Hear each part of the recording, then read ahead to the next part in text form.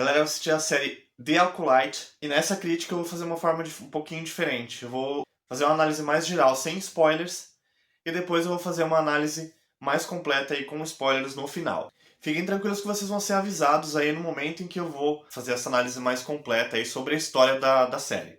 Eu sou o Lucas Wagner, esse é o Cultura de Lamparina, o canal de cultura pop e ciências humanas em um só lugar. E se você não é inscrito no nosso canal, já aproveita esse momento já para você fazer isso, para vocês não perderem aí mais análises completas como essa e outros conteúdos. Dito isso, vamos para a análise geral sem spoilers. The Acolyte se passa no período da Alta República, 100 anos antes do filme A Ameaça Fantasma. Durante esse período, uma misteriosa usuária da força ameaça e caça Jedi em uma jornada de vingança repleta de mistérios. A série, desde a divulgação, ela se mostrou como sendo a primeira série, o primeiro conteúdo, o primeiro produto da franquia, contar a história pela visão dos Sith, que são os vilões aí já estabelecidos da franquia, que são aí os usuários do lado sombrio da força. De acordo com a criadora da série, a intenção seria colocar os Jedi aí como vilões aí da história, e isso até que seria bem interessante, né? A premissa é muito interessante se ela fosse muito bem executada. Contudo, aí, desde esse período das promoções, aí, das junkets que o pessoal faz, né, das entrevistas de divulgação do novo produto da Disney, a coisa se mostrou bastante caótica. Desde atores confundindo Luke Skywalker, que é o herói máximo da franquia, com o Anakin Skywalker, que se tornou o Darth Vader, que é o vilão máximo da franquia. Passando aí por argumentos um tanto quanto estranhos, como dizer que a série de Star Wars como um todo é gay, e que todos os fãs são gays e até os robôs são gays. Até a execução da coisa toda que foi completamente descolada da franquia. Vamos lá, antes de alguém aí me taxar como homofóbico ou coisa desse tipo, eu já quero dizer aqui bem claro que o Lamparina e eu acreditamos aí na pluralidade de existência, respeitando a sua orientação sexual, gênero, religião, cor ou cultura. Os argumentos aqui que eu me refiro aqui como estranhos, né, em relação a toda aquela questão sobre o Star Wars ser gay, a coisa toda, foram feitos pela atriz a Amanda Stenberg, que faz aí a May, né, na série, que é uma das protagonistas aí da história. E a gente também tem aí alguns complementos aí da própria criadora da série, que foi a roteirista e a diretora dessa série. A Amanda, ao ser questionada pelo repórter do site The Wrap sobre o fandom de Star Wars aí ser homofóbico, né? Eu diria até que em parte dele também é não só homofóbico, como também racista e sexista. Basta a gente ver os ataques que a Kelly Marie Tran sofreu depois que foi lançado aí o filme dos Últimos Jedi. Bom, a Amanda acabou respondendo essa pergunta, o que ela pensava sobre os fãs homofóbicos que diziam que a série The Acolyte seria a série mais gay de Star Wars. Ela acabou confirmando, acabou concordando com a frase, né? Ela disse que na verdade Star Wars como um todo era gay. Até aí, até esse momento, assim, não tem nenhuma questão, é uma questão de opinião mesmo dela. Ou aí uma provocação, acho que é muito mais uma provocação para esse lado podre do fandom de Star Wars. O problema foi a fala seguinte que ela deu ali, que foi bem complicado. Em que ela diz, você viu aquelas roupas que eles vestem, né, fazendo referência aí aos personagens, né, as roupas que os personagens usam na série. Na série, enfim, na franquia como um todo. Como se as roupas fossem aí um indicativo de sexualidade, né, o que não é o caso, né, de orientação sexual. Isso, na verdade, aí acabou cometendo ali um erro. Depois a coisa acabou ficando mais absurda quando a diretora e roteirista da série, a Leslie Headland, acabou complementando essa resposta da atriz. No complemento dessa resposta, ela chegou a dizer a seguinte frase. É sério, vai me dizer sem brincadeira que o C3PO é heterossexual? O meu cânone pessoal, R2-D2 é lésbica. E assim, né, robôs por definição eles não são humanos, né? Então eles não têm emoções, eles não têm aí, enfim, afetos, né? O que deixa bem claro aí que ela também deve ter se baseado aí em um estereótipo para dizer que o C3PO seria gay e que o R2D2 seria uma máquina lésbica, né? Porque nada no cânone, nada nos produtos de Star Wars confirmariam essa teoria dela. Teria como ser aí uma coisa que não é baseada em, enfim, estereótipos. Estereótipos comportamentais eles acabam, na verdade, reforçando preconceitos ao invés de enfraquecê-los. Dizer que alguém aí, por conta da sua roupa ou por conta do seu jeito de você agir, do seu comportamento, da sua voz, enfim, de qualquer determinada coisa, indique a sua sexualidade é um erro.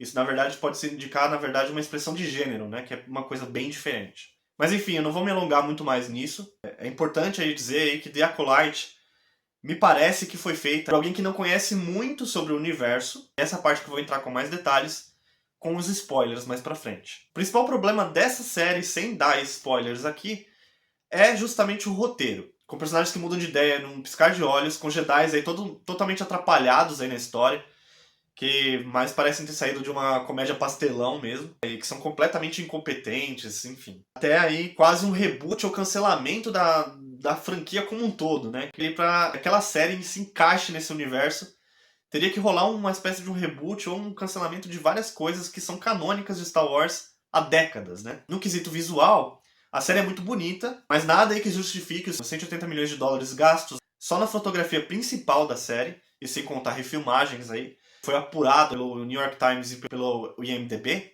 Nada disso, nada do que foi mostrado ali pra mim na série justificou esse gasto gigantesco.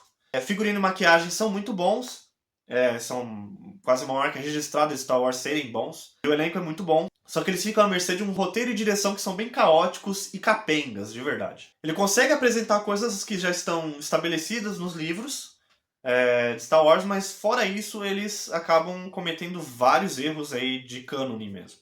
No momento em que eles tentam expandir o universo, eles acabam esquecendo os produtos anteriores e geram aí uma confusão gigantesca entre os fãs. Antes de analisar a história com spoilers, você que assistiu até aqui já deixa seu like e compartilha esse vídeo com seus amigos. Caso você não queira ver os spoilers, eu vou deixar aqui em algum espaço aqui do vídeo aqui para vocês a minutagem exata aí para você pular o vídeo para você não pegar esses spoilers, tá bom?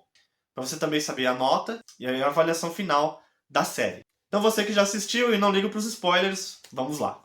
Pessoal, durante a gravação desse vídeo acabou acontecendo alguns probleminhas e parte do material acabou sendo perdido, então eu vou entrar aqui em alguns momentos e preencher essas lacunas que acabaram surgindo aí durante a gravação original. Bom, na série, a May, que busca vingança pela morte de pessoas que fazem parte aí desse Covenant, ou enfim, dessa família, clã. Ela tem uma irmã gêmea, né, a Osha.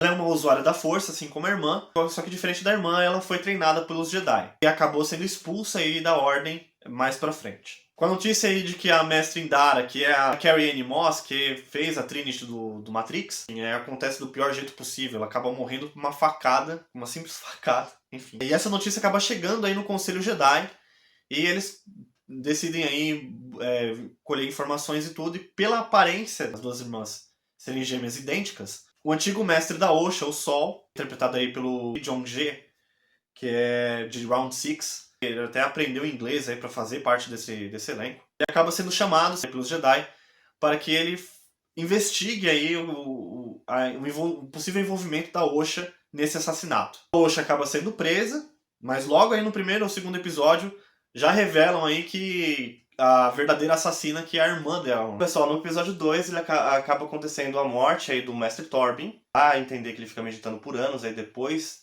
do que tem acontecido com a Osha e com a May. Ele acaba conseguindo se proteger aí dos ataques de faca da May. Enfim, ela acaba decidindo ali por não matar o Torbin por faca, mas por veneno. Enfim, não é um veneno a gás, é um veneno enfim, que é líquido para que ele tomasse. Ela tem essa ideia e vai até o Kimmer, que é um boticário, e vende esse veneno para ela. Pelo que aconteceu com a May, ele acaba decidindo aí tomar o veneno e se matar. No terceiro episódio, temos aí um longo flashback, um flashback gigantesco. É o episódio inteiro de flashback. Mostra de onde essas irmãs vieram, e é aí que grande parte do problema no cânone começa a surgir. Elas fazem parte de um culto de bruxas, tem o domínio da força, muito pelo lado sombrio, né? E a líder desse clã, enfim, a líder desse grupo, junto com a sua parceira, acabam gerando essas duas filhas aí por meio da força, né? Pela manipulação da força. No cânone de Star Wars, a única pessoa que teria teria surgido e nascido da força diretamente era o escolhido, seria o escolhido, que é o Anakin Skywalker. Lembrando, a série passa 100 anos antes de eles descobrirem quem é o Anakin Skywalker. O que quebraria aí a ideia da profecia do escolhido, né? E o Anakin Skywalker seria esse escolhido aí para balancear a força, né? Para colocar a força em equilíbrio. E ele seria o único aí a ter sido gerado por ela. Mas isso é de maneira natural, né? Isso eu percebi isso em algumas críticas também. Enfim, eu assisti as críticas do Ei Nerd, do Omelete, do Gustavo Cunha e do PH Santos, alguns deles aí acabaram confundindo um pouco essa parte, né? Principalmente no caso do Peter Jordan e do Ei Nerd. Só foi resolvido, na verdade, no 7º episódio. No final, quase no final da série. E que gerou essa confusão gigantesca na galera, em que seria tipo o último prego do fim dessa profecia do escolhido. Que as duas teriam sido feitas pela força, né? Seriam sido criadas pela força. O que não foi o caso, né? Elas foram criadas artificialmente pela força. O único que foi criado naturalmente pela força, pela vontade própria da força viva, foi o Anakin Skywalker. Isso o PH Santos, ele é bem certeiro nisso, ele fala isso muito bem. Ainda no episódio 3, mostrado aí também que os Jedi entram nesse culto, aí, eles acabam invadindo esse culto das bruxas. Pelo cânone, as bruxas são sempre tratadas de uma maneira vilanesca, né? Elas são sempre vilãs, né? Porque elas são as manipuladoras da força do lado sombrio, e tudo que é do lado sombrio é vilão. Esse antagonismo entre luz e escuridão, né? Esse é o básico de Star Wars. E só que ali elas vivem um mundo praticamente utópico, ali, pacífico, sem conflito nenhum. Os Jedi aí que são enviados, aí, que entram nesse culto, nessa cena, são a Indara, né? O Sol, o Mestre Wookiee, o Keunaka, e o até então Padawan Torbin. Esses são os 4 que acabam entrando ali naquele culto, acabam invadindo lá. Sabendo aí que essas bruxas aí estavam fazendo uso do lado sombrio da força, essas bruxas acabariam representando algum tipo de ameaça para as duas crianças. Isso acaba criando um conflito entre os Jedi e as bruxas, porque a Osha, que vai se tornar Jedi mais pra frente, ela acaba decidindo se aliar aos Jedi, porque ela, enfim, ela gostou de ver os sábios de luz, enfim, não sei, ela acabou se apaixonando. Ela acabou se apaixonando pelos Jedi ali instantaneamente. E ela ficou também com medo aí do ritual que estava sendo realizado ali naquele momento em que os Jedi acabam invadindo. Só que a Mei, ela é o completo oposto da irmã. Né? Ela é mais agressiva, ela é mais violenta e tal. E ela entra de cabeça ali no ritual aí das bruxas, né?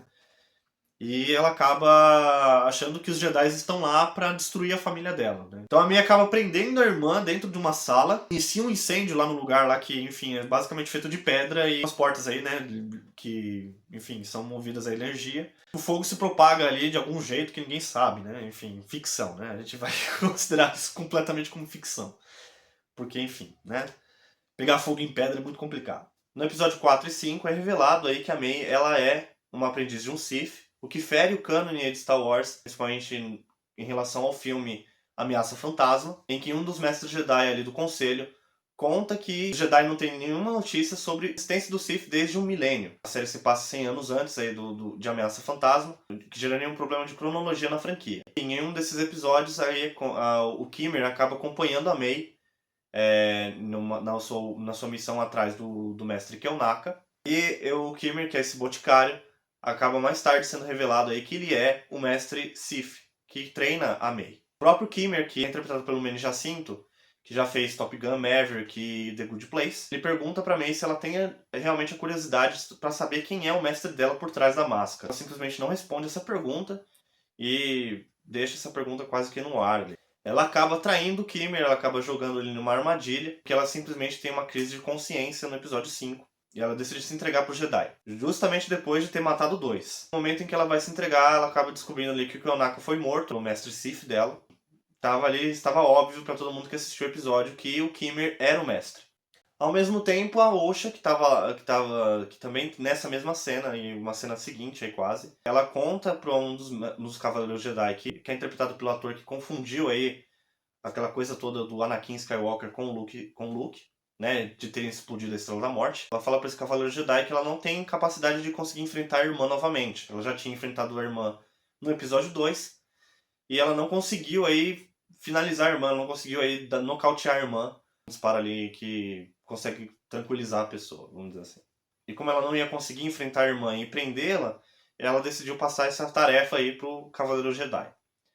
Só que logo em seguida, ela, 2 segundos depois, literalmente, ela avança o passo para conversar com o Sol, e ela já fala logo que ela tá pronta para enfrentar a irmã e que, enfim, o Sol até fica com receio de deixar ela enfrentar a irmã e tudo, Mas assim, é totalmente bizarro a velocidade em que essa cena acontece. Destrói completamente a sua atenção que já tá quase esvaindo nesse episódio.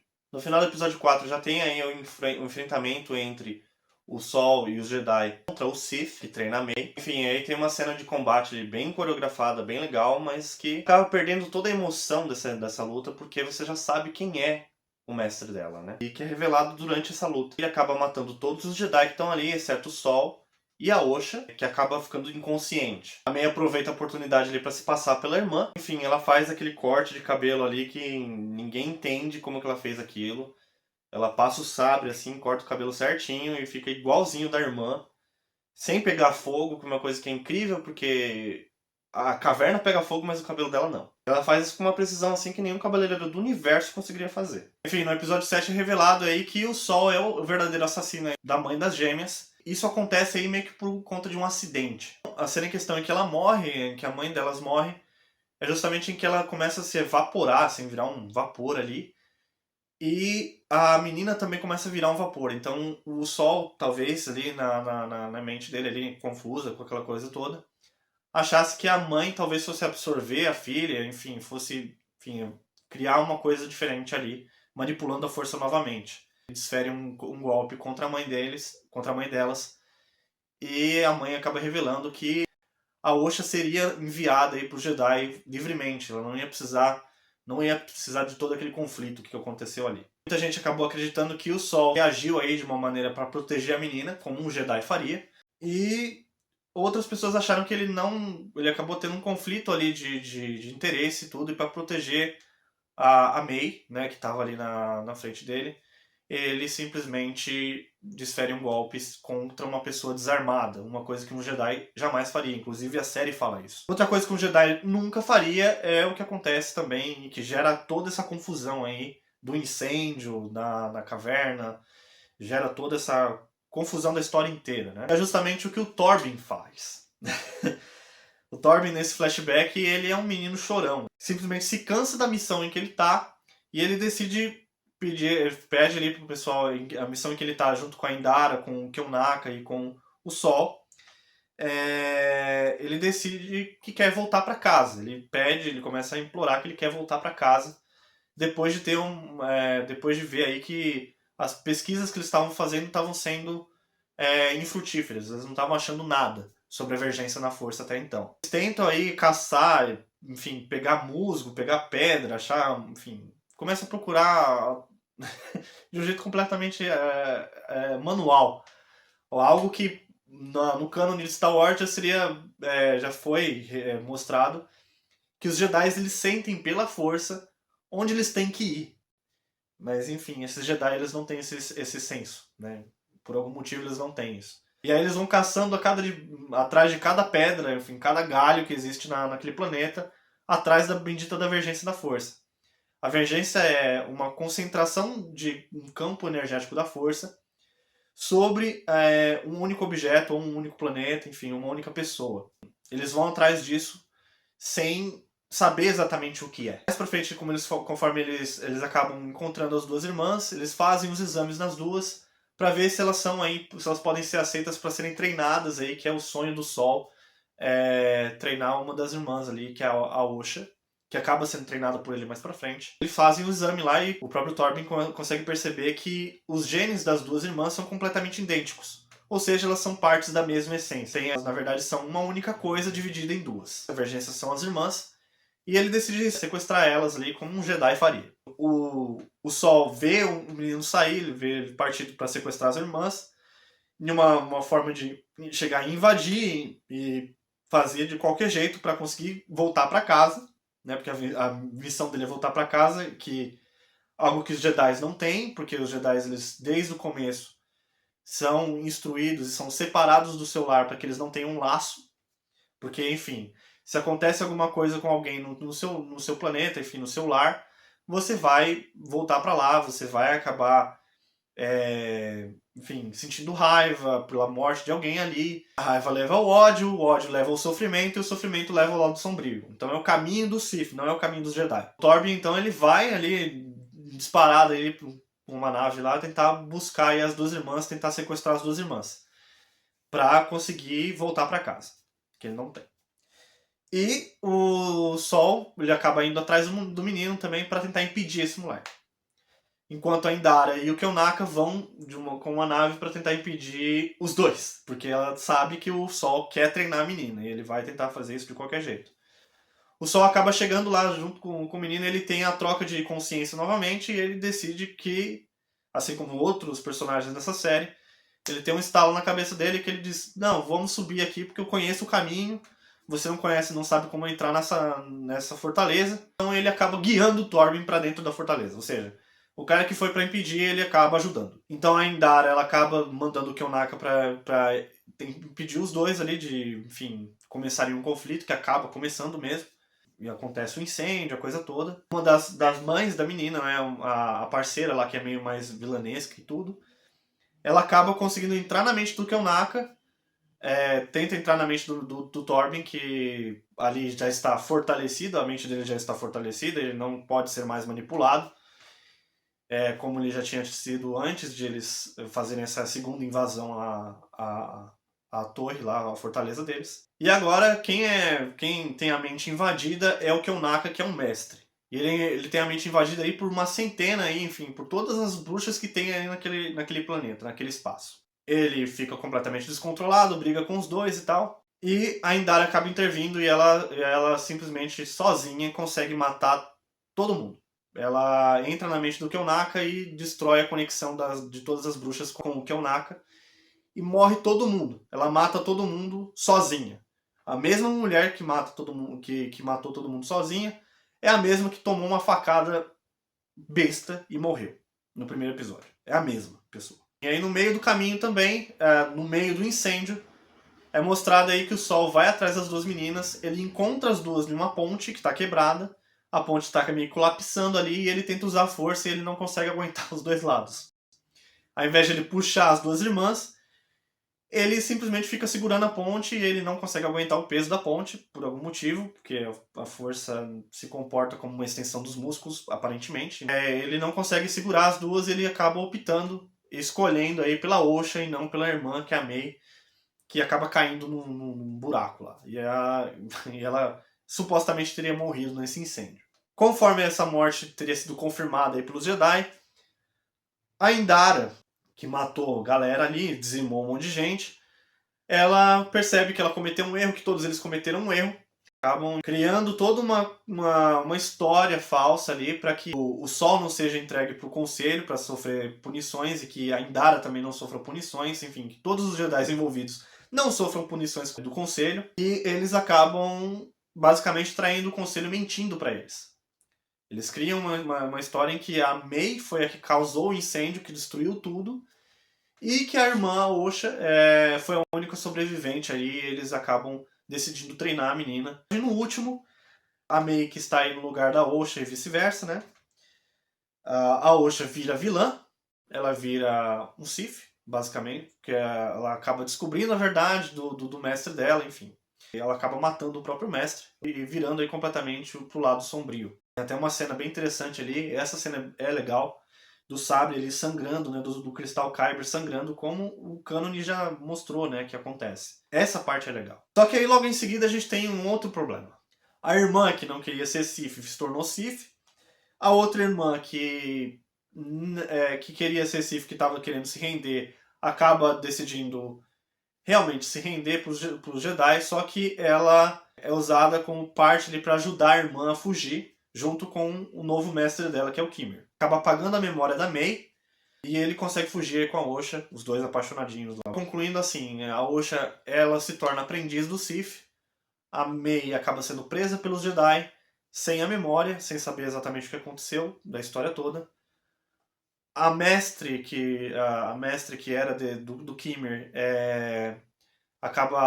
ela consegue descobrir toda a história usando apenas a força, ela descobre a história inteira sozinha, convenientemente, né, como várias coisas acontecem nessa série. Ela mente pro conselho e mente pro Senado aí dizendo que o culpado de toda aquela carnificina ali que aconteceu no planeta foi gerado pelo Sol.